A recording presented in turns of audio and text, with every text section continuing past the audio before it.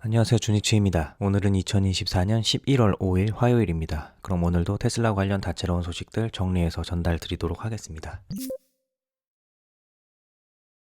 테슬라가 지난달 중국에서 차량 판매가 감소했습니다. 이는 연속 3개월간의 상승세가 끝난 것입니다. 중국 여객차협회에서 발표한 자료에 따르면 테슬라 차이나는 10월에 68,280대의 차량을 판매했는데, 이는 중국 내 판매와 해외 시장으로의 수출을 포함한 숫자입니다. 이는 올해 4월 이후로 가장 낮은 수치로 그 전달인 9월에 88,321대에서 22.69% 감소한 것이며, 작년 10월과 비교하면 5.32% 감소했습니다. 올해 1월부터 10월까지 테슬라 차이나는 총 74만 4,038대의 차량을 판매했으며, 이는 전년 대비 3.52% 감소한 수치입니다. 일론 머스크는 3분기 실적 발표에서 테슬라가 올해 작년보다 조금 더 많은 차를 인도할 수 있을 것이라고 언급한 바 있습니다. 그리고 그는 기가 상하이는 현재 풀 가동되고 있다고 말하기도 했습니다. 따라서 일부 낙관론자들은 모델 Y 주니퍼 생산을 위해 생산 시스템을 조정하였기에 줄어들었을 수도 있다고 추측합니다. 그리고 주니퍼를 기다리는 사람들이 출시를 기다리고 있기에 수요가 줄어들었을 수도 있다고 추측하고 있기도 합니다. 어쨌든 작년보다 조금이라도 더 많은 인도량을 달성하려면 테슬라는 2024년 4분기에 약 51만 5천 대의 차량을 배송해야 합니다. 그리고 그 3개월 중 첫 번째 달은 생각보다 좋지 않았습니다. 그렇기에 남은 11월과 12월에 굉장히 분발해야 할 것으로 보입니다. 반면 경쟁자 BYD는 10월에 크게 웃었습니다. BYD는 올해 10월 전 세계적으로 약 50만 2,757대의 차량을 판매했다고 보고했습니다. 2023년 10월에 비해 66.5% 증가한 수치이며 2024년 9월 판매량과 비교하면 19.8% 증가했습니다. BYD가 홍콩 증권거래소에 제출한 서류에 따르면 그들은 3분기에 282억 달러의 운영 수익을 기록했는데, 이는 2023년 3분기 대비 24% 높은 수치입니다. 그리고 해당 분기에 16억 달러의 순이익을 보고했으며, 이는 2023년 3분기 대비 11.5% 증가한 것입니다. BYD가 기록한 50만 대의 차량이 물론 모두 다 순수 전기 차량은 아닙니다. 그중 플러그인 하이브리드가 31만 대이고 순수 전기 차량은 18만 9천 대입니다. 그럼에도 불구하고 18만 9천 대는 엄청난 수치입니다. 유저 오즈 밴딧은 BYD와 같은 중국 업체들의 성장의 배경엔 중국 정부의 막강한 지원이 있었기 때문이라고 분석합니다. 그럼에도 불구하고 1분기부터 3분기 누적 판매량은 테슬라는 129만 대, BYD는 117만 대로 테슬라가 리드를 하고 있었습니다. 따라서 남은 11월과 12월 결과에 따라서 왕관의 주인공이 결정될 것으로 보입니다. 판매량 데이터를 제공하는 소식통 로란드 피러는 올해도 테슬라가 이길 것이고 내년에도 테슬라가 이길 것입니다. 내년에는 더 저렴한 테슬라 모델이 새로운 시장을 개척하고 매출을 크게 늘릴 수 있습니다. 그래서 둘의 승부는 테슬라가 이 모델을 얼마나 빨리 확장할 수 있는지에 크게 달려 있습니다. 라고 예측하였습니다. 유저 토르스X는 이 둘의 승자를 따지는 게 왜 중요합니까? 중요한 것은 BYD와 테슬라가 폭스바겐과 도요타를 넘어서는 때를 보고 있다는 것이고, 이게 더 흥미로울 것 같습니다. 라며 시대의 변화를 체감하였습니다.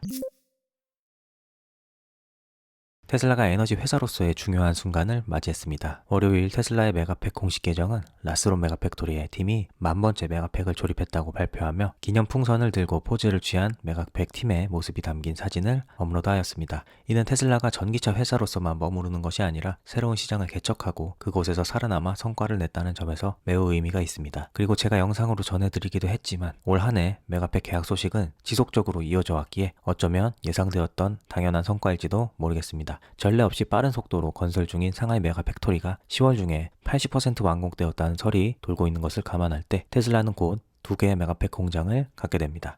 라스록 공장과 마찬가지로 테슬라의 상하이 메가팩토리도 연간 10,000대를 생산할 것으로 예상되며, 이는 테슬라의 메가팩 글로벌 생산 능력을 사실상 2배로 만들 것입니다. 그리고 우리는 3분기 에너지 실적에서 라스론 메가팩토리 단일로만 이뤄낸 30.5%의 기록적 마진율을 보았기 때문에 더 나은 물류 환경과 인건비 등의 상하이 메가팩토리까지 가동되었을 때의 시너지를 기대하지 않을 수 없습니다. 에너지 부문의 경사는 여기서 끝이 아닙니다. 테슬라는 호주에서 2개의 에너지 저장 프로젝트의 계약을 앞두고 있습니다. 오스그리드에 따르면 시드니와 뉴캐슬 근처에 2개의 테슬라 메가팩 프로젝트가 제안되었으며, 뉴캐슬에서는 스틸리버 산업단지에 메가팩 프로젝트가 건설되고 시드니 현장은 전기 공급 프로젝트로 지정된 빈터에 들어서게 된다고 합니다. 건설 시작 시점은 2025년 중순으로 예상됩니다.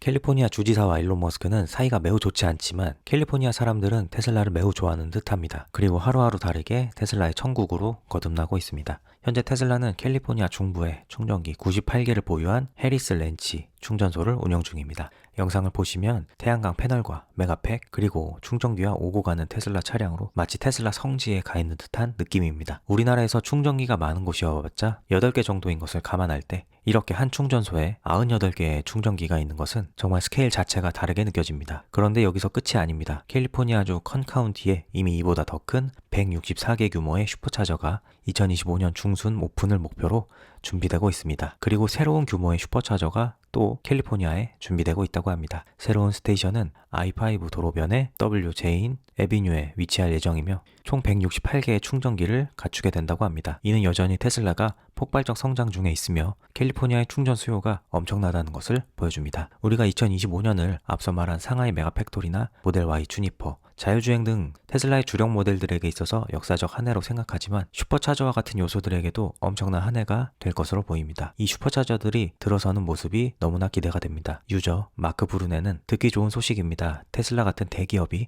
태양광과 에너지 저장에 투자하면 혁신을 주도하고 비용을 낮춰 모든 사람이 더 쉽게 이용할 수 있게 만들 수 있습니다. 앞으로 이런 프로젝트가 더 많아지기를 기대합니다. 라며 반겼습니다. 물론 168개의 슈퍼차저가 끝은 아닙니다. 이전에 공개된 자료에 따르면 플로리다에는 200개 규모의 슈퍼차저 충전소가 준비되고 있다고 합니다. 정말 우리나라에선 상상도 할 수 없는 규모의 스케일입니다.